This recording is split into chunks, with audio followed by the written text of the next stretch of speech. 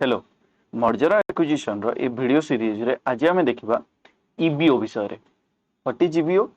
EBO means employee bye out. Okay, employee bye out. Employee bye out कोन काहे की करा जाए ए सब विषय रे आमे डिस्कशन करबा। Okay, let's move to the next slide. So, an employee buyout or EBO is an restructuring strategy used by employers to reduce cost and avoid layoffs by allowing employees to voluntarily leave the organization. को क्षेत्र में करा जाए हम कहूँ जदि गोटे organisation रे एम्प्लॉय सरप्लस हो जाए माने ऑलरेडी ताकू जेतिकिटा एम्प्लॉय दरकार ताठारो ढेर अधिका एम्प्लॉय रही जाइछन्ते ऑर्गेनाइजेशन रे एंड ऑर्गेनाइजेशन स्मार्ट साइजिंग करियो चाहूची। स्मार्ट साइजिंग माने कोन जेतिकी दरकार सेतिकी रे ही काम चलेबो चाहूची, तार कॉस्ट कटिंग करियो चाहूची।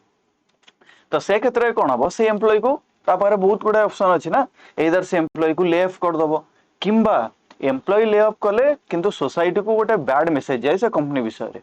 ओके, तो सेथि पई ऑर्गेनाइजेशन कोन करे ना एम्प्लॉय मानको पई ऑर्गेनाइजेशन को लीव करिया पई गोटे स्कीम आनी के आसे जो थरे कि तांको गोटे बेनिफिट दिया जाए, किछि मासर सैलरी समान को दिया जाए, किछि कोन एदर तांको स्टॉक दिया जाए। तो ए सब जिंस दिया जाए कि तांको ऑफर दिया जिवो कुहा जिवो जे तुम ऑर्गेनाइजेशन छाड़ो तुमको ए बेनिफिट मिलिबो।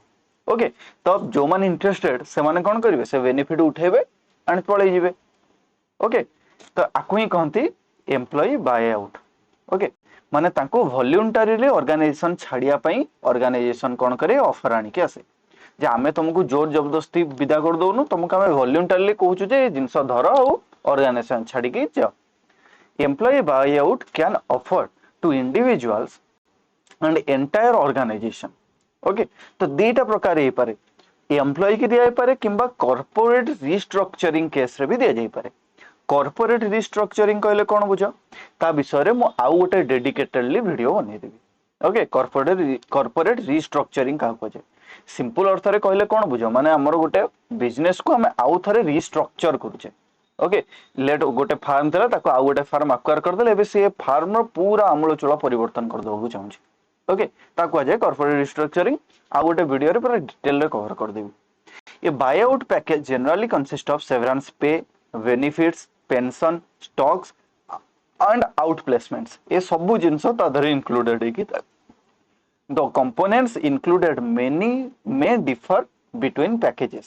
Okay, तो packages टाको डिफर हे पारे बट ताधर किछि मासर जेमति कोन थाए जो पिंक लेटर थाए नहीं, पिंक लेटर तांको दिया जाय थाए। पिंक लेटर यूएसए रे प्रचलित गोटे प्रथा जो थरे कोन करा जाए ना 3 मासर सैलरी गोटे एम्प्लॉय जहाँ को ले ऑफ कर जहाँ को बाहर कर ऑर्गेनाइजेशन तार ही ड्र रे कौन हो गोटे पिंक लेटर दिया जाइथिबो जो थरे कि 3 मासर सैलरी ताधरे चेक आकार रे किबा कैश आकार रे थुआ जाइथिबो। तो जी आसिला ता ड्र रे पिंक लेटर देखिला से बुझी गला जे मते कालीटार हो एठिके आसीबार नाही। ओके, ता पैसा मिल गला धर अब चलो।